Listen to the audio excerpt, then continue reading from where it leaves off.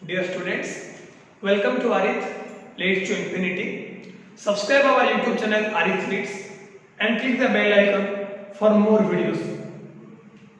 Last class में हम लोग डिस्कस किए थे what is osmosis and what is water potential. Osmosis and water potential का मटेरियल एंड क्वेश्चंस YouTube में नीचे एक लिंक है हमारा, उस लिंक में मैं ऑलरेडी डाल दिया हूं. Hope you all solve this questions. अगर कुछ भी डाउट आता है तो हमारा टेलीग्राम चैनल है, उसका भी लिंक है. उस लिंक में आप क्लिक करके हमारे टेलीग्राम चैनल ज्वाइन कर सकते हैं. वहां पे आप डाउट क्लियर क्लासेस स्टार्ट कर सकते हैं. ओके, अब हम डिस्कस करेंगे क्या osmotic concentration. What is osmotic concentration? Osmotic concentration also known as osmolarity, osmolarity means क्या है ना, number of solutes present in a solution per liter. और 1 लीटर के सॉल्यूशन में कितने आपका सॉल्यूट पार्टिकल प्रेजेंस है, उसको हम क्या बोलते हैं, ऑस्मोलैरिटी. समझ में आ गया ऑस्मोटिक कंसंट्रेशन. अब ऑस्मोटिक कंसंट्रेशन में डिस्कस क्या करेंगे ना, on the basis of osmosis there are 3 types of osmosis solution. What are these solutions? First one, hypertonic solution.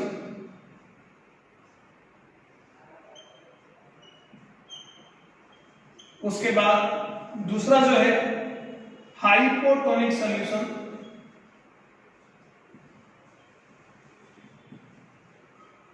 फिर तीसरा क्या है, आइसोटोनिक सॉल्यूशन.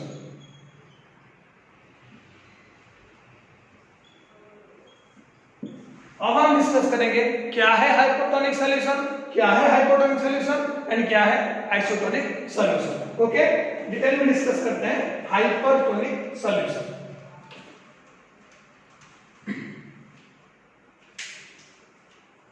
यहां मैं एक एग्जांपल में लेता हूं. Hypertonic, hyper means what, concentration, more concentrated.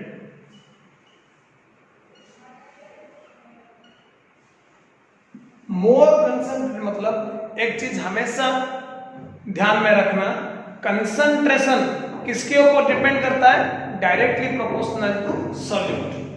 अगर किसी भी सॉल्यूशन को हम बोलते हैं ये ज्यादा कंसंट्रेटेड है, मोर कंसंट्रेटेड है, इसका मतलब क्या है, उस सॉल्यूशन में नंबर ऑफ सॉल्यूट पार्टिकल ज्यादा है. समझ में आ गया. और ये हाइपोटोनिक सॉल्यूशन में क्या है, more concentrated, that means more solute. And ऐसा तो नहीं है कि सिर्फ सॉल्यूट में आपका सॉल्यूशन बन जाएगा. सॉल्यूशन बनने के लिए क्या चाहिए, solute and solvent. More solute and less solvent. तो इसको हम क्या बोलते हैं, हाइपरटोनिक सॉल्यूशन. हाइपर मतलब क्या, ज्यादा. क्या ज्यादा है, दैट इज सॉल्यूट. समझ में आ गया. अब दूसरा वाला जो पॉइंट है that is hypotonic solution. Hypotonic ये एकदम ऑपोजिट किसका, हाइपरटोनिक का ऑपोजिट है आपका hypotonic.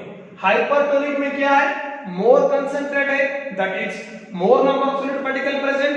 Hypotonic is less concentrated, that is the solute particle present in hypotonic solution is much lower than that of hypertonic solution.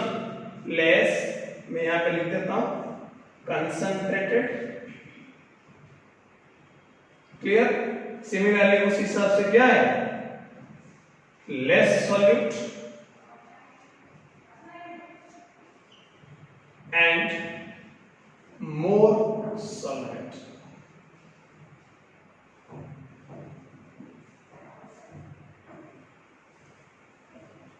ये आपका हो गया हाइपोटोनिक सॉल्यूशन।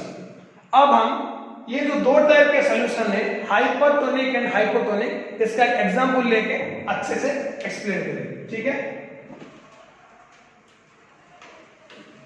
मान के चलिए यहां पे मैं दो बीकर ले लिया हूं, दो बीकर यहां मैं ड्रॉ कर देता हूं।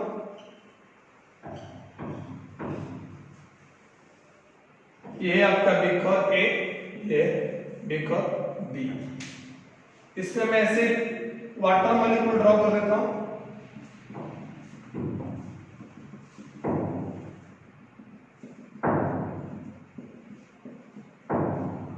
अब इसमें क्या है ना, ऐसा तो नहीं है कि सिर्फ पानी में सॉल्यूशन बन जाएगा, तो मैं कुछ सॉल्यूट पार्टिकल भी यहां पे डाल देता हूं।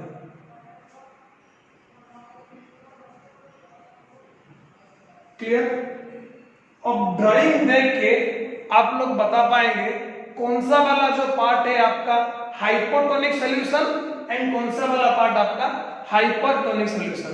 ऑब्वियसली अगर मान के चलिए जो राउंड वाला पोर्शन है ये है आपका सॉल्यूट, ये आपका सॉल्वेंट। अब बीकर ए में सॉल्यूट पार्टिकल का प्रेजेंस ज्यादा है या फिर बीकर बी में ज्यादा है? ऑब्वियसली बीकर बी में है, तो बीकर बी का जो सॉल्यूशन है that is hypertonic,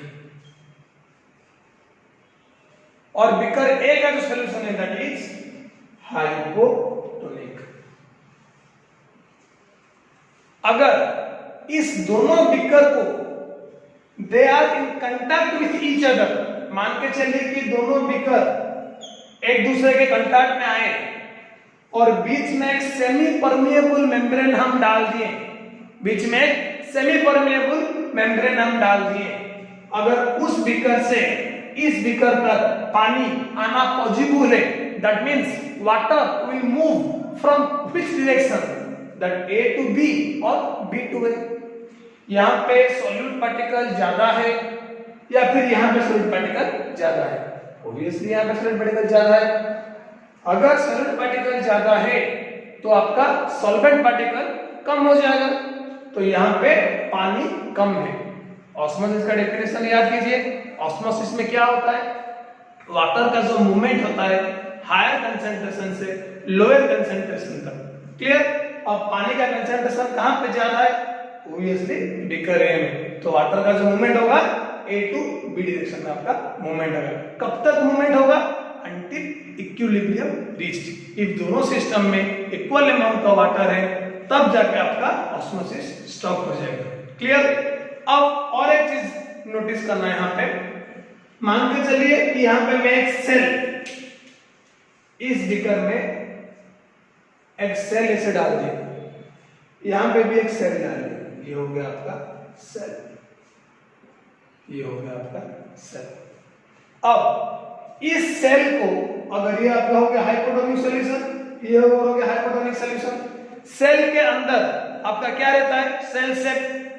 cell shape आपका क्या है ना, watery part of the cell, जिसको हम liquid content of the cell भी कहते हैं, ठीक है। अब ये जो सेल है, इस सेल के अंदर हाइपोटोनिक सॉल्यूशन में पानी सेल के अंदर जाएगा या फिर सेल से बाहर आएगा? यहां पे देखिए, नोटिस कीजिए, सेल के अंदर वाली सेल शेप है, बाहर वाला जो सॉल्यूशन है दैट इज हाइपोटोनिक, मतलब बाहर में ज्यादा पानी है as comparison to cell. Inside the cell बाहर आपका क्या है? ज्यादा पानी है, तो obviously water enter into the cell. आपका जो पानी है वो क्या होगा? सेल के अंदर एंट्री होगा, दैट इज यहां पे water enter into the cell. अगर पानी सेल के अंदर चला जाएगा तो ऑब्वियसली सेल का जो साइज है वो क्या होगा? आपका स्वेल हो जाएगा, इंक्रीज हो जाएगा। क्लियर? तो सेल बिकम्स टर्जिड। अब इस कंडीशन में बाहर वाला जो सॉल्यूशन है दैट इज हाइपोटोनिक, मतलब बाहर ऑलरेडी आपका वाटर लेस अमाउंट का प्रेजेंट है, तो ये कोई भी कंडीशन में सेल के अंदर नहीं जा सकता पानी। तो इस केस में क्या होगा आपका ना, सेल के अंदर जो पानी है वो बाहर चला आएगा। बाहर चला आएगा, क्योंकि सेल जो मेम्ब्रेन है दैट इज सेमी परमेबल, वो पानी आराम से बाहर चला जाएगा। इसका मतलब आपका सेल जो क्या होगा, वो थोड़ा सूख जाएगा, तो इसको हम क्या बोलते हैं, फ्लासिड।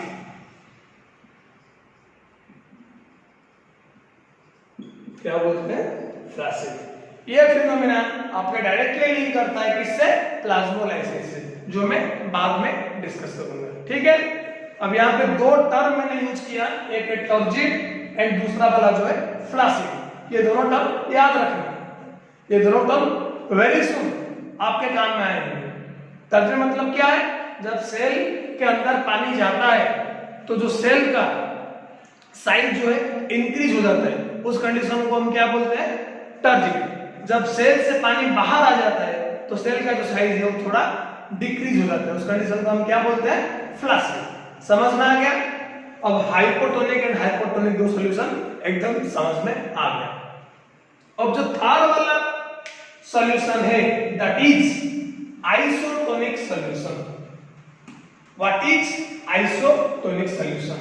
The iso that means the name itself indicate that equal, मतलब मान के चलिए यहां पे अगर दो सिस्टम है ए एंड बी, बीच में एक सेमी परमेबल मेम्ब्रेन है, यहां पे जितना आपका सॉल्यूट पार्टिकल है एंड जितना सॉल्वेंट पार्टिकल है, वहां पे भी उतना ही सॉल्वेंट पार्टिकल एंड उतना ही सॉल्वेंट पार्टिकल है, तब क्या होगा ना, इस कंडीशन को हम क्या बोलते हैं, इक्विलिब्रियम कंडीशन। डेफिनेशन में मैं पहले से बोल दिया हूं, वाटर का मूवमेंट तब तक होगा जब तक आपका इक्विलिब्रियम फिक्स नहीं हुआ है। यहां पे इक्विलिब्रियम कंडीशन है, इसका मतलब यहाँ पे वाटर का जो मूवमेंट है वो बिल्कुल नहीं होगा, जैसा है वैसा ही रहेगा। समझ में आ गया? तीन टाइप के solution, hypertonic, hypotonic and isotonic. This is what. अब हम क्या डिस्कस करेंगे, डीपीडी। डीपीडी का मतलब क्या है, डिफ्यूजन प्रेशर डेफिसिट। सबको पता है each liquid has a specific diffusion pressure. जो प्योर वाटर है उसका डिफ्यूजन प्रेशर सबसे ज्यादा है, pure water has maximum diffusion pressure. अगर उस प्योर वाटर में हम कुछ सॉल्यूट, सॉल्ट और शुगर डालते हैं तो क्या होता है, वो बनता है सॉल्यूशन, और उस सॉल्यूशन का क्या है, डिफ्यूजन प्रेशर कम हो जाता है, किससे, प्योर वाटर से। तो यहाँ पे एक डिफरेंस जनरेट होता है, किस किस बीच में difference,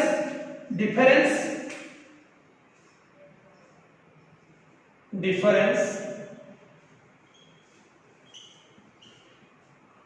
between the solution and pure solvent. When both are subjected to the same atmospheric pressure.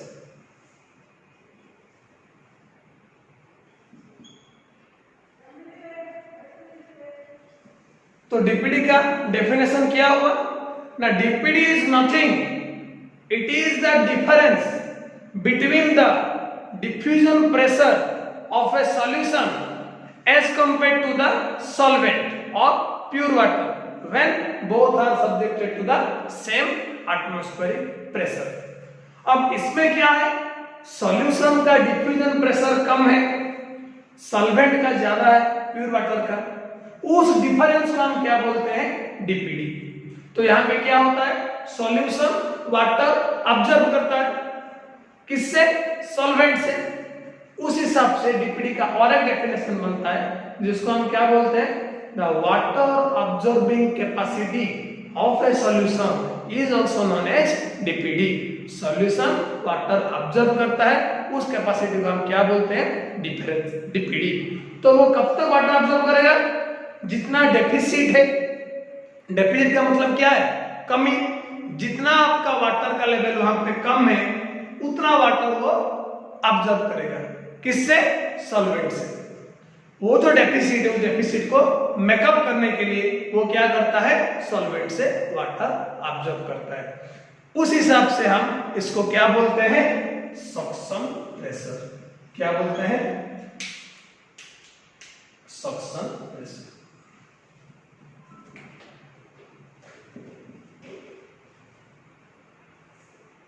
यहाँ पे दो डेफिनेशन को मैं इंटरलिंक करके समझा दिया हूं।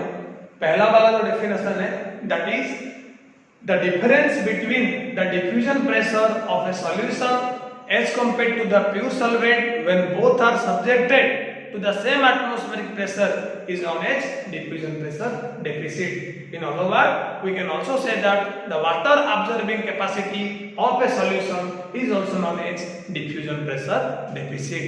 तो वाटर ऑब्जर्व करता है कौन सा प्रेशर से, वो सक्शन प्रेशर से। क्लियर, समझ में आ गया। अब देखिए इसका एक मैथमेटिकल रिलेशनशिप है। क्या मैथमेटिकल रिलेशनशिप है, उस मैथमेटिकल रिलेशनशिप को हम एग्जांपल लेके अब यहाँ पे डिस्कस करेंगे। तो क्या है वो mathematical relationship, DPD equal to OP minus TP. OP क्या है ना, ओपी जो है that is osmotic pressure, TP क्या है, टॉर्गर प्रेशर।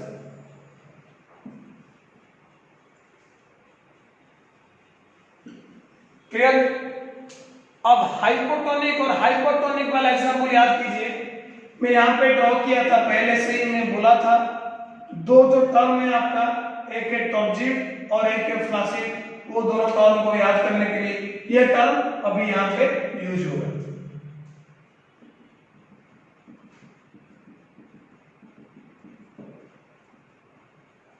ये हो गया आपका सॉल्यूशन। दो टाइप का सॉल्यूशन मैं यहां पे ड्रॉ कर दिया हूं,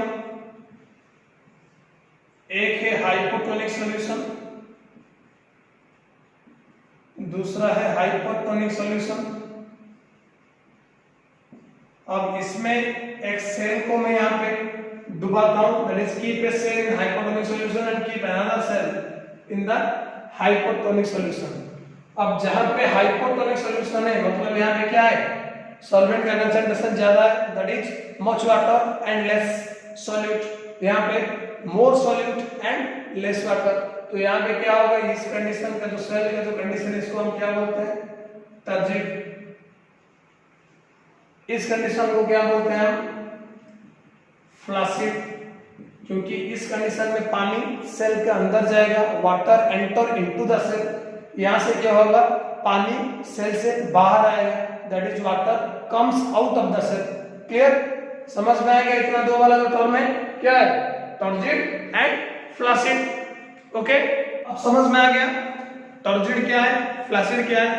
अब ये वाला जो कंसेप्ट है ये डीपीडी से कैसे लिंक करता है अभी मैं आपको बताऊंगा। क्लियर।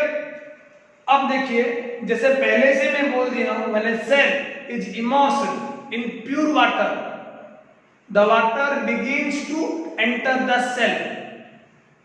क्यों एंटर करता है, क्योंकि वहां पे टर्गर प्रेशर जनरेट होता है। वो टर्गर प्रेशर का काम क्या है ना, वो टर्गर प्रेशर आपका जो सेल शेप है, सेल शेप का डिफ्यूजन प्रेशर आपका बढ़ाता है, डिफ्यूजन प्रेशर बढ़ाता है। अगर डिफ्यूजन प्रेशर बढ़ गया तो क्या होगा, आपका जो डेफिसिट है वाटर का वो अब नहीं रहेगा। तो that increase in diffusion pressure helps in maintain और helps in reduce the deficit. Turgor pressure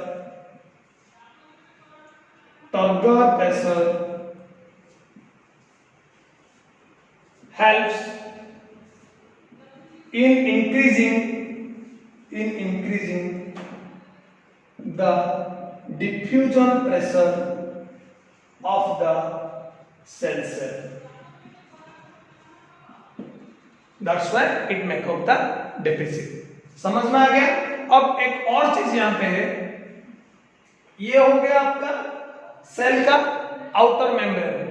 अब सेल के अंदर अगर वाटर का नहीं हुआ तो सेल का जो साइज है वो सेल स्वेल अप हो जाएगा, साइज बढ़ जाएगा, क्योंकि ड्यू टू द टॉगर प्रेशर। अब ये जो आउटर बाउंड्री है सेल का, दैट इज सेल वॉल, ये सेल वॉल पहले से हमको मालूम है ये hard and rigid and inelastic in nature, ये इसका इलास्टिसिटी नहीं है। तो अगर सेल वॉल यहाँ पे प्रेशर ऑपोजिट डायरेक्शन में नहीं डालेगा तो सेल जो है वो ब्रस्ट हो जाएगा। क्लियर? तो टर्गर प्रेशर जितना भी आपका पड़ता है सेल के अंदर वो directly proportional to wall pressure. Cell wall उतना ही प्रेशर आपको पीछे धकेलने में हेल्प करता है, किसको? सेल को। तो turgor pressure equal to wall pressure, but एक डिफरेंस है वहां पे, क्या ना, टर्गर प्रेशर का जो डायरेक्शन है और वॉल प्रेशर का जो डायरेक्शन है वो ऑपोजिट इन डायरेक्शन। क्या? Opposite in direction. अब एग्जांपल में हम क्या लेते हैं, मान के चलिए जो मैथमेटिकल रिलेशनशिप है, टर्गर प्रेशर बढ़ता है तो डिफ्यूजन प्रेशर आपका बढ़ता है, उस हिसाब से आपका डीपीडी क्या होता है? कम हो जाता है। उस रिलेशनशिप को हम एक्सप्रेस करते हैं मैथमेटिकल टर्म में, DPD equal to OP minus TP. अब एक सेल है, पहला वाला जो सेल है number 1 and number 2, the DPD of a cell, DPD of a cell before placed in water, before place in water, क्या होगा डीपीडी सेल का? सिमिलर सेकंड एग्जांपल में, DPD of a cell after immersed in water, immersed in water, यहां पे आपका क्या होगा? पानी में अगर आप सेल को नहीं डालते हैं तो कोई गुंजाइश ही नहीं है यहाँ पे कि टर्गर प्रेशर का जनरेशन होगा, क्योंकि पानी में डालने के बाद ही आपका टर्गर प्रेशर जनरेट होता है। तो यहाँ पे क्या हो गया? DPD equal to OP minus TP. ये तो कंसेप्ट पहले से मालूम है, पानी में नहीं डालेंगे तो टर्गर प्रेशर जनरेट ही नहीं होगा। तो डीपीडी का मतलब यहाँ पे क्या हो जाएगा? DPD equal to OP, OP minus 0 equal to OP. तो डीपीडी है वो क्या होगा ना, ऑस्मोटिक प्रेशर जितना है उसको हम क्या बोलते हैं? डीपीडी बोलते हैं। किसका? ना पानी में डालने से पहले। अब ये दूसरा वाला जो कंडीशन है, that is DPD of a cell after immersed in water. यहां पे आपका हमें पहले से बोल दिया था पानी में डालने से क्या होता है, आपका डिफ्यूजन प्रेशर इंक्रीज करता है। तो डिफ्यूजन प्रेशर कितना इंक्रीज होगा? जितना आपका ऑस्मोटिक प्रेशर कम होगा। तो डिफ्यूजन प्रेशर कौन इंक्रीज करता है? Turgor pressure. तो टर्गर प्रेशर यहाँ पे जितना बढ़ेगा ऑस्मोटिक प्रेशर वहां पे उतना कमेगा। तो यहाँ पे क्या हो गया? ओपी, इस केस में क्या हो गया आपका? ओपी इक्वल टू टीपी हो गया। मैं पहले से बोला था यहाँ पे डेफिसिट कुछ भी नहीं रहेगा। तो डीपीडी का जो आपका कंसेप्चुअल रिलेशन है ओपी माइनस टीपी, अगर ओपी इक्वल टू टीपी हो गया तो प्लस माइनस कैंसिल हो जाएगा, डीपीडी इक्वल टू 0। तो यहाँ पे आपका कुछ भी डेफिसिट नहीं है। तो DPD equal to OP minus TP तो क्या हो गया आपका? 0। तो आपका जो पहला वाला एग्जांपल में DPD of a cell before placed in water equal to OP and DPD of a cell after placed in water is 0। ये हो गया आपका कंसेप्ट किसका?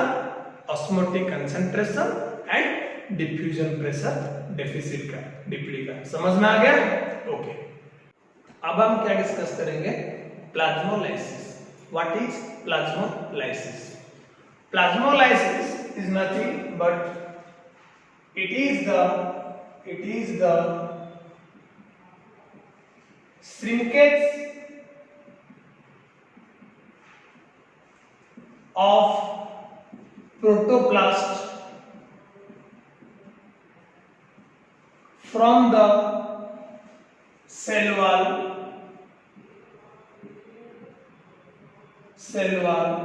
under the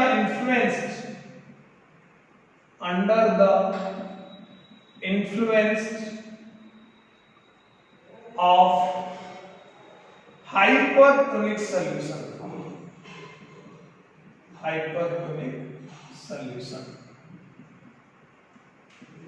क्या है इसका मतलब? मान के चलिए यहां पे बीकर है,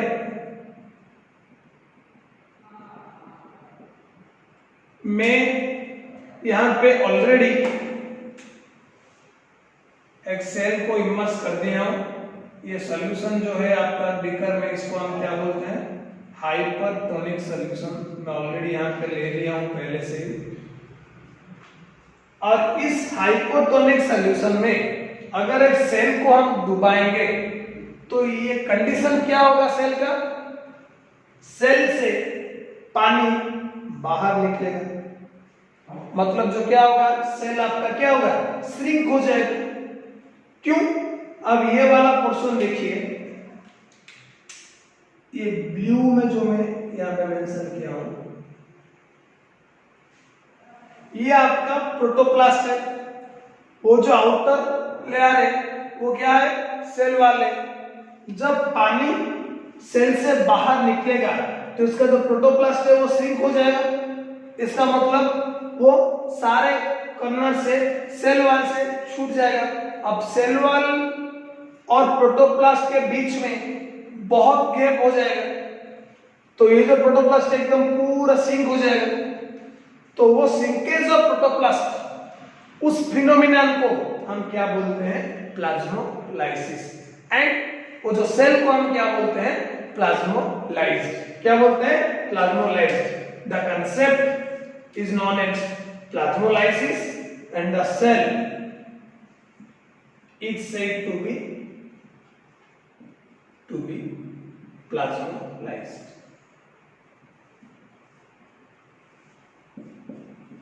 यहां पे दो कंसेप्ट है, क्योंकि plasmolysis is of two types. One is incipient plasmolysis, second one is permanent plasmolysis। तो क्या है incipient? ये वाला जो कंसेप्ट मैं यहां पहले से ही आप लोगों को बता दिया हूं। यहां पे सारे कॉर्नर से, सारे पॉइंट से आपका प्रोटोप्लास्ट का जो कनेक्शन है सेल वॉल के साथ एकदम छूट गया। मगर इंसिपिएंट कंडीशन में क्या होता है? यहां पे जो कर्नर वाला पोजीशन है, कर्नर वाला पोजीशन से ही आपका सेल वॉल का कनेक्शन प्रोटोप्लास्ट से टूट जाता है, लेकिन बाकी कुछ पोर्शन में वो अटैच होकर रहता है। इसका मतलब ये है, अगर कुछ देर के लिए हम एक सेल को हाइपरटोनिक सॉल्यूशन में डाल देते हैं तो सेल क्या होगा? शुरू होगा उसका प्लाज्मोलाइसिस करना। मगर फिर तुरंत अगर हम इसको हाइपोटोनिक सॉल्यूशन में डाल देंगे तो वहां पे क्या होगा? ना डीप्लाज्मोलाइसिस होने का चांसेस है। मतलब जितना पानी आपका सेल से बाहर आ गया है वो पानी फिर से सेल के अंदर चला जाएगा, क्योंकि हाइपोटोनिक सॉल्यूशन में ऑलरेडी वाटर बाहर ज्यादा है। तो कोई आवश्यकता नहीं है वहां पे कि पानी बाहर आना पड़ेगा और फिर बाहर जाना पड़ेगा। लेकिन परमानेंट प्लाज्मोलाइसिस अगर एक बार हो गया, मतलब पूरा जो प्रोटोप्लास्ट है सेल वॉल से कनेक्शन उसका टूट गया और वो पूरा श्रिंक हो गया, तब क्या होगा? अगर हम हाइपोटोनिक सॉल्यूशन में डालेंगे तब भी आपका वाटर एंट्री नहीं होगा, मतलब डीप्लाज्मोलाइसिस कंडीशन यहाँ पे काम नहीं करेगा। The permanent plasmolysis leads to the death of the cell. समझ में आ गया? अब हम डिस्कस करेंगे क्या है ना प्लाज्मोलाइसिस का कुछ एग्जांपल एंड प्लाज्मोलाइसिस का इंपॉर्टेंस। ओके, अब जो नेक्स्ट वाला पार्ट है that is importance of plasmolysis. Plasmolysis का क्या इंपॉर्टेंस है? पहला वाला जो पॉइंट है that is help in determination of OP of the cell shape. Cell shape का ऑस्मोटिक प्रेशर कितना है वो कौन हेल्प करता है? प्लाज्मोलाइसिस। सेकंड वाला जो पॉइंट है, this process is utilised in making jam, jelly etcetera. अब देखिए जाम और जेली वो क्या होता है ना, सेमी सॉलिड है, तो इसमें से जो वाटर कंटेंट है वो बाहर निकालते हैं। कौन सा प्रोसेस में? हम प्लाज्मोलाइसिस में। थर्ड वाला जो पॉइंट है, it is used to test the semipermeable nature of the membrane. अगर मान के चलिए कि एक मेम्ब्रेन का सेमी परमेबल नेचर आपको टेस्ट करना है, तो कैसे? अगर उस मेम्ब्रेन के थ्रू में आपका सॉल्वेंट पार्टिकल और वाटर मॉलिक्यूल का अगर एंट्री और एग्जिट होता है तो उस मेम्ब्रेन को हम क्या बोलते हैं? Semi permeable. तो प्लाज्मोलाइसिस में क्या है? वाटर बाहर निकलता है, सिर्फ वाटर मॉलिक्यूल, तो उस हिसाब से हमको ये आसानी होगा उस मेम्ब्रेन का नेचर टेस्ट करने में, whether it is semi permeable और नॉट। अब हम डिस्कस करेंगे क्या? इम्बिबिशन। ओके, अब नेक्स्ट वाला पार्ट क्या है? इम्बिबिशन। ये वाला पार्ट आखिरी पार्ट है प्लांट एंड वाटर रिलेशनशिप का। What is imbibition? Imbibition is nothing but the swelling of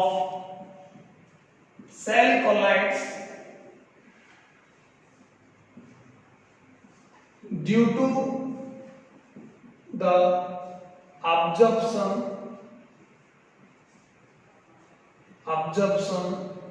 of water without forming solution. Without forming solution. इसका मतलब क्या है ना, जो सॉलिड पार्टिकल है, सॉलिड मॉलिक्यूल, वो क्या होता है? पानी ऑब्जर्व करता है। ऑब्जर्व करने से क्या होगा? वो स्वेल अप होगा, तो इसका साइज इंक्रीज होगा। लेकिन वो जो सॉलिड पार्टिकल पानी ऑब्जर्व करता है वो सॉल्यूशन नहीं बनते हैं, मतलब सॉल्यूट और सॉल्वेंट यहाँ पे नहीं सॉल्यूशन बनाते हैं, वो अंदर मिलकर रहते हैं लेकिन विदाउट फॉर्मिंग सॉल्यूशन। वो इसीलिए क्योंकि अब मान के चलिए अब रेन सीजन में जामिंग ऑफ वुडन डोर आपका क्या होता है? जाम हो जाता है। क्यों ना? Due to the absorption of water molecule by the solid particle. But again summer season में वो फिर से एकदम जो जाम रहता था पहले वो जाम नहीं रहता, एकदम फ्री हो जाता है। क्यों? क्योंकि वो पानी जो रेन सीजन में अंदर चला गया था डोर के, वो फिर समर में क्या होगा ना, बाहर चले जाते हैं। ओके, समझ में आ गया इम्बिबिशन क्या है? अब यहाँ पे एक पॉइंट है, जो सॉलिड पार्टिकल पानी ऑब्जर्व करता है उसको हम क्या बोलते हैं? इम्बिबिएंट। क्या? इम्बिबिएंट। इम्बिबिएंट क्या है? That observe water. और पानी को हम क्या बोलते हैं? इम्बिबिएंट। इम्बिबिएंट क्या है? Water itself known as imbibant. Water itself known as imbibant. तो इम्बिबिएंट और इम्बिबिएंट समझ में आ गया। अब हम डिस्कस करेंगे that is two factors must be there for imbibition. तो क्या है वो?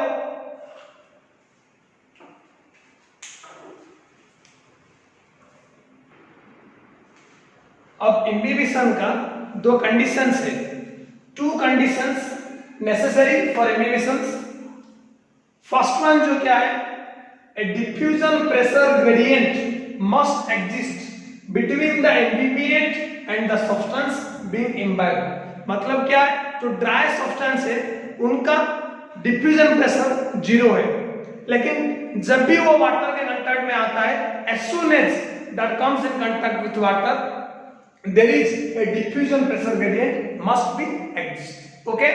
सेकेंड वाला कंडीशन जो क्या है?